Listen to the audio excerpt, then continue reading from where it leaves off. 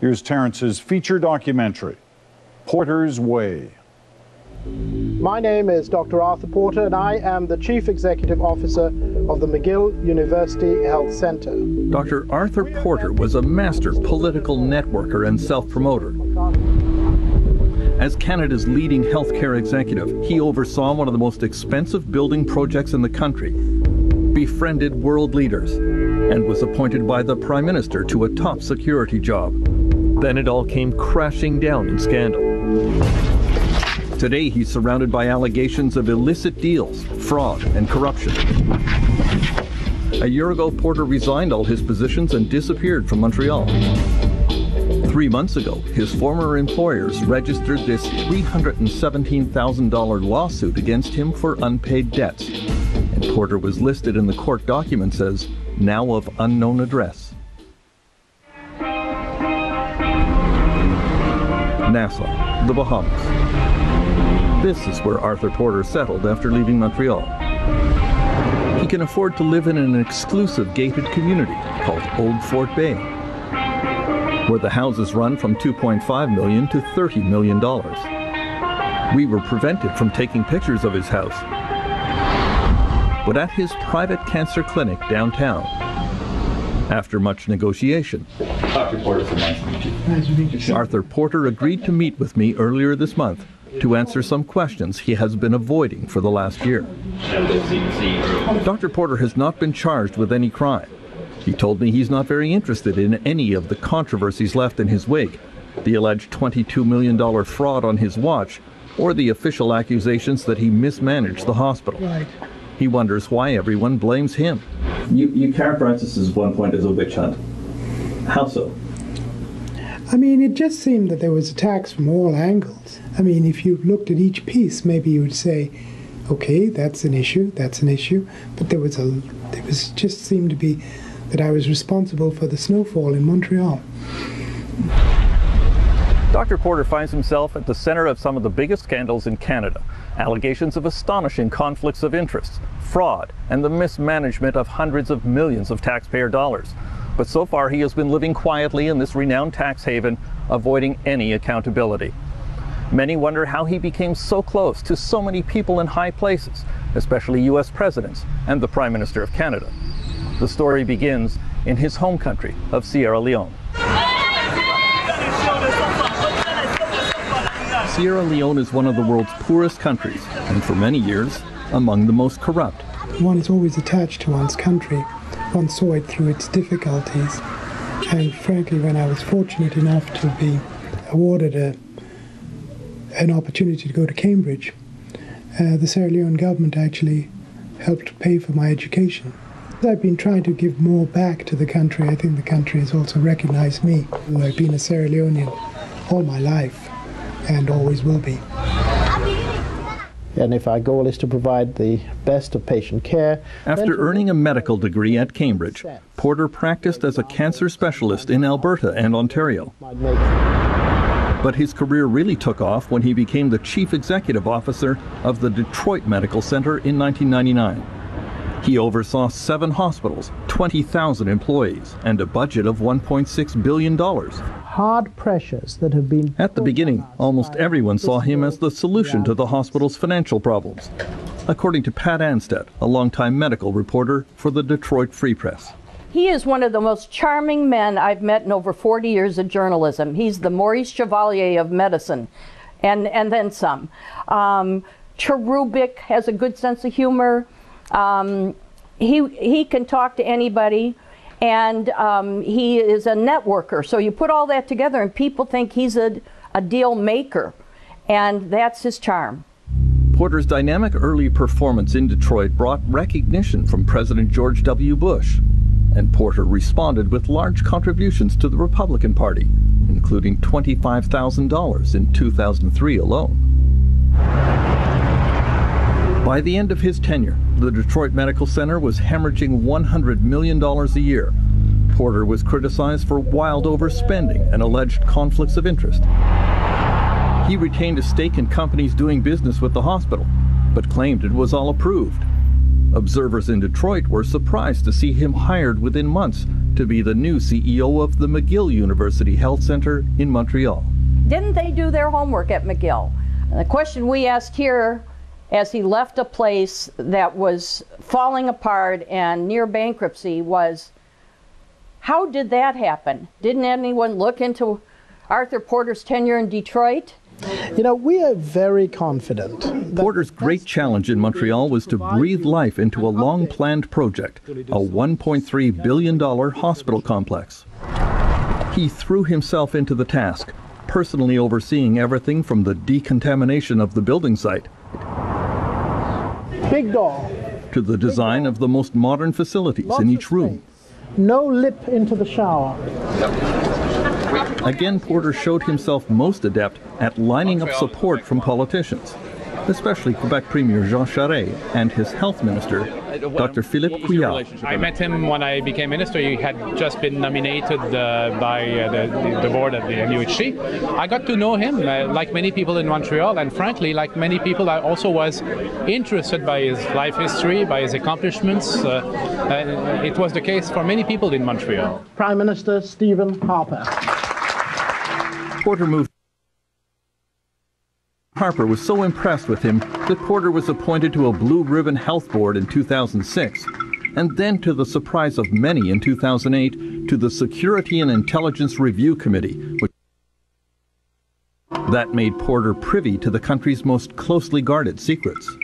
The Prime Minister asked then Bloc Québécois leader Gilles Duceppe to endorse Porter's federal appointment, but he refused. We checked and we discovered that Porter had problem at the Detroit Medical Center back in '98 or something like that. And investments also in West Indies, in Sierra Leone, things were not clear. And I said to myself, well, we just can't name someone at such an important job, kind of Canadian CIA, with doubt on the same person. Porter was now a key member of the Canadian establishment. The Prime Minister appointed him to the Queen's Privy Council, and he was invited onto several corporate boards, including Air Canada. Then he made a fateful decision to add one more title to his collection. He was named Ambassador Plenipotentiary for his home country of Sierra Leone, meaning he should be treated as the personal emissary of that country's president, Ernest Koroma. According to his new letterhead, Porter was now to be addressed as His Excellency. I was offered by the government and the president, and I was very pleased to accept that. It's an honorary type of position, really. It's called plenipotentiary, but it allows one to actually help the government in some of these areas that we've been discussing. Porter's appointment raised no alarm with the Canadian government. In June 2010, he was elevated to the chairmanship of Canada's Security and Intelligence Review Committee. Porter was named at such an important function, at the same time representing a very corrupted country and having such a past. Well, Harper should answer that. While he was on Canada's Security and Intelligence Review Committee, Arthur Porter made a fatal mistake. It was an astonishing decision to solicit money from the government of Russia. The middleman he chose for the deal was a notorious businessman and reputed arms dealer, the former Israeli intelligence agent Ari Ben-Menashe, who now lives in Montreal. Ben-Menashe has been in the news for years. He was unsuccessfully prosecuted in the United States for trying to sell military aircraft to Iran. He has operated as an agent for several African dictators, including Robert Mugabe of Zimbabwe. Porter was introduced to Ben-Menashe by the manager of this Swiss bank in Nassau. Why could you get in business with a guy like Ari Ben-Menashe? You know, when you look at in Africa. When you look at trying to raise funds for your country like that, there are not that many people out there who are that supportive. Otherwise, the country would have done so much better. In June 2010, Arthur Porter signed this secret contract with Ari Ben-Menashe. Porter paid him $200,000. In exchange, Ben-Menashe was to deliver $120 million of financing from the Russian Federation for infrastructure development in Sierra Leone. The Russian money was to go to a company that was controlled by Arthur Porter himself. After the deal fell apart in mutual suspicion, Ben-Menashe spoke to National Post reporter Brian Hutchinson. It was a very convoluted arrangement, and it doesn't really make sense on the face of it. You'd think if Sierra Leone wanted to invest in infrastructure and was looking for help from the global community, they would just deal directly with the Russian Federation. Why did there have to be these middlemen? And why on earth would Arthur Porter be involved in the first place? It never made any sense. It was convoluted, it was strange. How much money would he make out of this deal? How much money would you make out of this deal? I have no idea what he would make out of this deal. What I would have made would be, potentially I'd have the opportunity to have some sort of contracts with firms in Sierra Leone, but I think I'd have made more in terms of the public kudos I would have got in that country. Brian Hutchinson first confronted Porter about the secret deal in October 2011. His stories shifted, information changed, details changed. He wasn't consistent with his stories. So I really began to, I became convinced that he was not telling me the truth. Brian Hutchinson broke the story on November 8, 2011. Porter called the National Post story scurrilous, but tendered his resignation to the Prime Minister. Harper accepted it, but thanked Porter for his service to the country. Mr. Harper had been introduced to Porter by the MUHC board chairman, Senator David Angus. In an extraordinary official letter from the Senate of Canada, David Angus wrote to President Koroma of Sierra Leone after the Russian business deal became public, assuring him that Arthur Porter had conducted himself properly and honorably.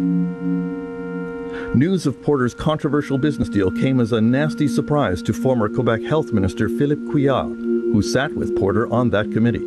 I was shocked when I saw this as well. This is when he left the Security and Intelligence Review Committee. So to me that was a total surprise and a dismay. Weeks later, Arthur Porter announced that he was also leaving his job as Director General of the McGill University Health Centre. The hospital board threw a huge goodbye party for him and announced that they would name the street in front of the new hospital Arthur T. Porter Way. He left the country. That might have been the end of the Porter story, but then questions began to pile up about what was really going on in the massive hospital construction project he supervised. The first bad news came from SNC-Lavalin, the main engineering firm. Sans clôture en béton. The company's project manager, Riyad Ben Aissa, seen here with Porter on the day of the hospital groundbreaking, was fired last February, then arrested and charged with fraud. He was first accused of giving large payoffs to the sons of dictator Muammar Gaddafi in Libya. In April, the RCMP raided SNC-Lavalin headquarters and discovered evidence that fraudulent agent fees might have been paid to obtain the hospital contract too. In September, police raided Porter's former MUHC corporate offices. And in November, arrested former SNC-Lavalin CEO Pierre Duhem. Along with Ben Aissa, Duhem was charged with defrauding the MUHC hospital. The arrest warrant mentions a counterfeit contract for money paid to a company called Sierra Asset Management, Inc. When I saw that, I immediately thought of Sierra Leone and Arthur Porter, and then I discounted it. I didn't think that Porter, I didn't think it could be so obvious. But I guess the number one question for you, Dr. Porter, is did you take this money? No. What do you know about it? No. No, I don't know anything about this. Mm-hmm. And you didn't take the money? No.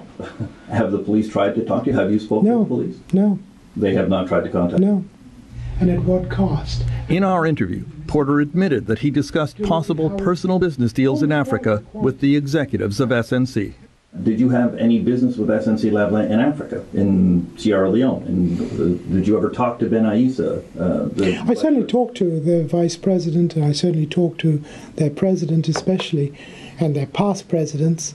But in terms of, we never actually conducted any business in Africa. Perhaps at a different time, it would have been wonderful to have the opportunity in the future to do things. But obviously, things changed for all of us. Since our interview, the Globe and Mail reported that the Sierra Asset Management Company shares the same corporate address as CBH, the Swiss bank in Nassau, connected to Arthur Porter. Coming up, new allegations of Arthur Porter's multi-million-dollar mismanagement of taxpayers' money.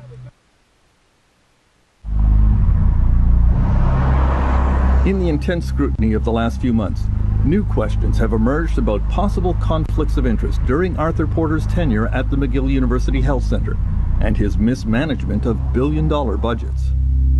The first question is whether he broke the law.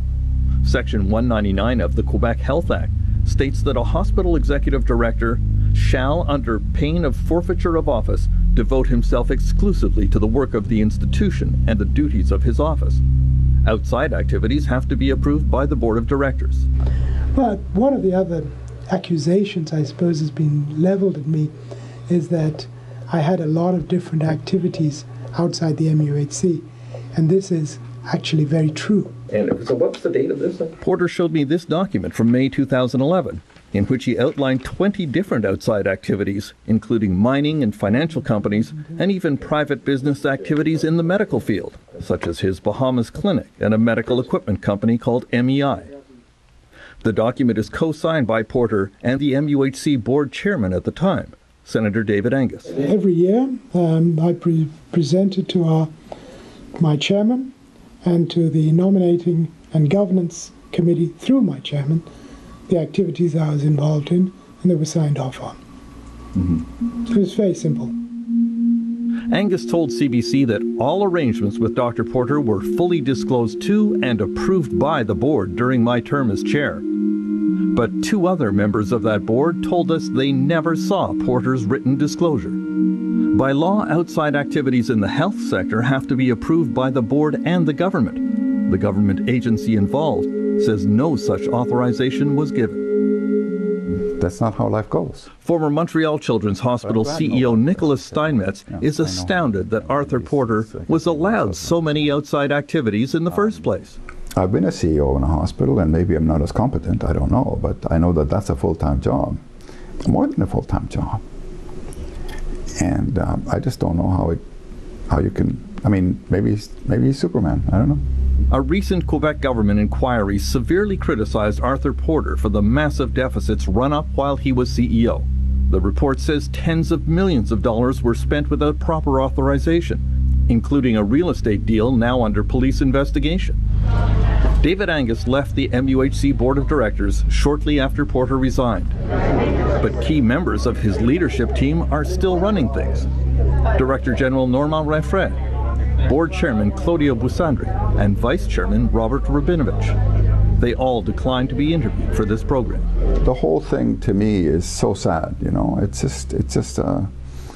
seems a catastrophic failure of social responsibility for people that are entrusted with the stewardship of a major institution, a major public institution, an important one, that this happened the way it did. I'm stunned, and I would think if any taxpayer would really think about this, they would be amazed. And the people that presided on that board, they should hide in shame. I mean, it's just unbelievable.